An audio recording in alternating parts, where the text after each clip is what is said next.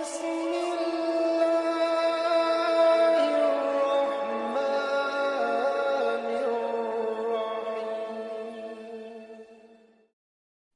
عبداللہ بن مسعود رضی اللہ تعالی عنہ سے روایت ہے کہ ایک شخص حضور صلی اللہ علیہ وآلہ وسلم کی خدمت میں حاضر ہوا اور کہا، یا رسول اللہ صلی اللہ علیہ وآلہ وسلم، کلمہ پڑھنے والوں میں سے بھی کوئی دوزخ میں باقی رہے گا؟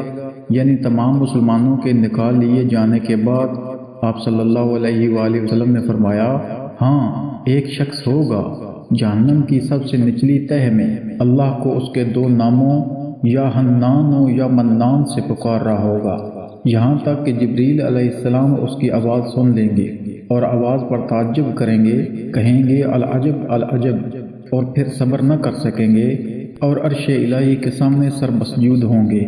اللہ تعالیٰ فرمائیں گے، اے جبریل اپنا سر اٹھاؤ، تو وہ اپنا سر اٹھائیں گے۔ اللہ تعالیٰ پوچھیں گے، تم نے کیا تعجب کی بات دیکھی؟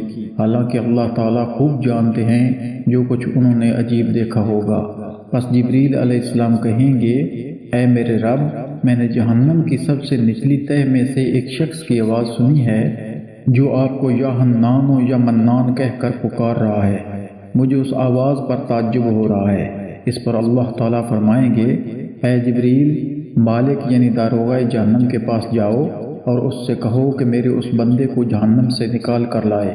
حضرت جبریل علیہ السلام دوزخ کے دروازوں میں سے ایک دروازے پر جائیں گے اور دستک دیں گے۔ مالک نکل کر ان کے پاس آئیں گے۔ جبریل علیہ السلام ان سے کہیں گے، اللہ تبارک و تعالیٰ نے حکم دیا ہے کہ اس بندے کو جہنم سے نکال لو جو یا حنان یا منان پکار رہا ہے۔ مالک اندر جائیں گے اور اسے تلاش کریں گے، لیکن تلاش کے باوجود وہ بندہ اسے نہیں ملے گا، حالانکہ ماں اپنی اولاد کو اس قدر نہیں پہچانتی جس قدر مالک دوزخیوں کو پہچانتے ہیں۔ چنانچہ جبریل علیہ السلام سے کہیں گے کہ جہنم اس وقت بہت بھڑک رہی ہے، جس کی وجہ سے اب صورتحال یہ ہو گئی ہے کہ میں پتھر اور لوہے اور آدمی میں فرق نہیں کر سکتا۔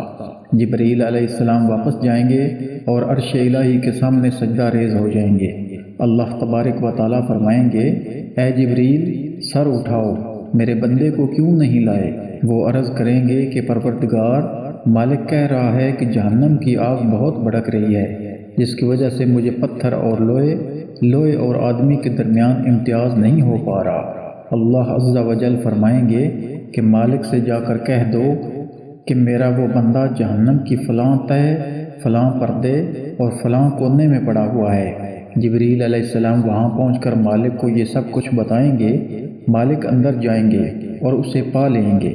وہ پھٹکار زدہ، دھتکارا ہوا، پیشانی کو پاؤں سے جکڑا ہوا اور ہاتھوں کو گردن سے بندھا ہوا ہوگا۔ سانپ بچھو اس پر لپٹے ہوئے ہوں گے۔ مالک ایک ایسا جھٹکا دیں گے کہ سانپ بچھو اس پر سے گر جائیں گے۔ پھر دوسری بار جھٹکا دیں گے تو تمام ہتھکڑیاں، بیڑیاں اور توق ٹوٹ کر گر جائیں گے۔ اسے آگ سے نکال کر چشمہ حیات میں ڈالیں گے اور جبریل علیہ السلام کے سپرد کر دیں گے۔ جبریل علیہ السلام اسے پیشانی سے پکڑ کر کھینچتے ہوئے چلیں گے۔ جبریل علیہ السلام اسے لیے ہوئے فرشتوں کے جس مجمع سے گزریں گے، وہ کہیں گے تف ہے اس بندے پر۔ جبریل علیہ السلام عرش الہی کے سامنے پہنچ کر سر مسجود ہوں گے۔ پھر اللہ تبارک و تعالیٰ فرمائیں گے، جبریل سر اٹھاؤ۔ پھر اللہ تبارک و تعالیٰ فرمائیں گے، اے میرے بندے، کیا میں نے تمہیں اچھی شکل میں پیدا نہیں کیا تھا؟ کیا میں نے تمہارے پاس اپنے پیغمبر کو نہیں بھیجا تھا؟ کیا اس پیغمبر نے میری کتاب تیرے سامنے نہیں پڑھی؟ کیا اس نے تجھے اچھائی کا حکم اور برائی سے نہیں روکا تھا؟ بندہ ان سب باتوں کا اقرار کرے گا۔ پھر اللہ تبارک و تعالیٰ فرمائیں گے، پھر تم نے فلاں فلاں کام کیوں کیا؟